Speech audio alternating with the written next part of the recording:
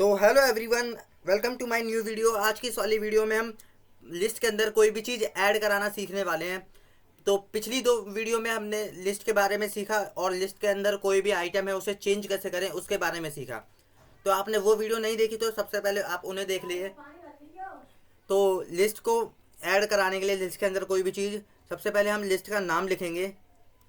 ठीक है, तो लिस्ट का नाम है माई लिस्ट। ठीक है, और अब अगर मेरे को लास्ट में कोई भी डिजिट ऐड करानी है, मतलब लास्ट में कोई भी चीज़ ऐड करानी है, तो मेरे को अपेंड लिखना पड़ेगा। अपेंड लिखने के बाद ब्रैकेट के अंदर मेरे को वो चीज़ लिखनी पड़ेगी। जैसे कि मेरे को लास्ट में प्रिंट कराना है ऑरेंज, ORANG। ठीक है, तो अगर अब मैं इसे रन कर दूंगा तो आप देख सकते हैं लास्ट में ऑरेंज प्रिंट हो गया है। ठीक उसी तरीके से मेरे को अगर मान लीजिए दो चीज़ें प्रिंट करानी है, ठीक है, तो मैं कॉमा लगा के उस दूसरी चीज़ का भी नाम लिख दूंगा। मान लीजिए मेरे को दूसरी चीज़ प्रिंट करानी है वाटरमेलन। ठीक है, तो अगर अब मैं इसे रन करूँगा तो फिर इसमें दिखा है append takes one argument two is given. मतलब कि अपेंड में आप सिर्फ वन आर्गूमेंट दे सकते हैं, एक ही चीज़ प्रिंट करा सकते हैं अपेंड के अंदर। ठीक है, तो कभी भी आप दो आर्ग्यूमेंट देखें मत देखना, आप दो बार अपेंड लिख देना। ठीक है, तो दो बार अपेंड लिख के देखते हैं। अब मैं दोबारा अपेंड लिख देता हूँ। ठीक है, और अब मैं इसके अंदर लिखूँगा वाटरमेलन। तो आप देख सकते हैं कि दोनों बार मतलब ऑरेंज भी प्रिंट हो चुका है लास्ट में, और वाटरमेलन भी प्रिंट हो चुका है। तो अपेंड के अंदर आप दो आर्ग्यूमेंट देके मत देखना, ठीक है, क्योंकि वो फिर एरर आएगा आपके वो फंक्शन में, कोड में। तो अगर मैं चाहता हूँ कि बीच में, मतलब बीच में कहीं पे भी जहाँ पे मैं चाहूँ वहाँ पे वो चीज़ ऐड हो जाए, तो उसके लिए हमें इंसर्ट का इस्तेमाल करना पड़ेगा। उसके लिए हम अपेंड का इस्तेमाल नहीं करेंगे।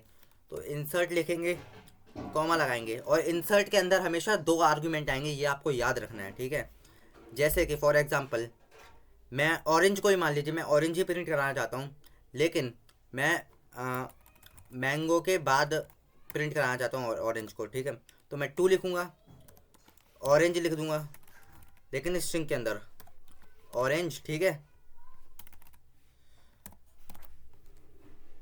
अब मैंने देखो इसको रन कर दिया तो मैंगो के बाद ऑरेंज आ गया। ठीक है, तो 2 मैंने इंडेक्स नंबर दे दिया, तो फिर वहाँ पे ही ऑरेंज आ चुका है। ठीक है, अब ऐसे ही मेरे को मान लीजिए कोई और चीज़ ऐड करानी है, मान लीजिए फिर से वाटरमेलन ऐड कराना है।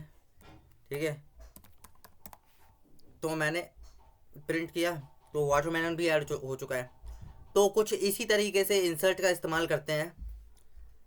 अब देख लेते हैं कि अगर मान लीजिए कि आपको कोई लिस्ट ऐड करानी है, ठीक है, तो सबसे पहले एक नई लिस्ट बना लेते हैं। ठीक है, तो मैं नम लिख लूँगा। अब स्क्वायर ब्रैकेट्स के अंदर कोई भी डिजिट लिख लेते हैं, मान लीजिए 1 2 3 4 5 6, कुछ भी लिख लेते हैं। ठीक है, तो अब अगर मैं इसे इन दोनों लिस्ट को मैं ज्वाइन करना चाहता हूँ तो क्या ये ज्वाइन हो सकती हैं? चलिए करके देखते हैं। तो सबसे पहले मैं पहली लिस्ट का नाम लिख लेता हूँ।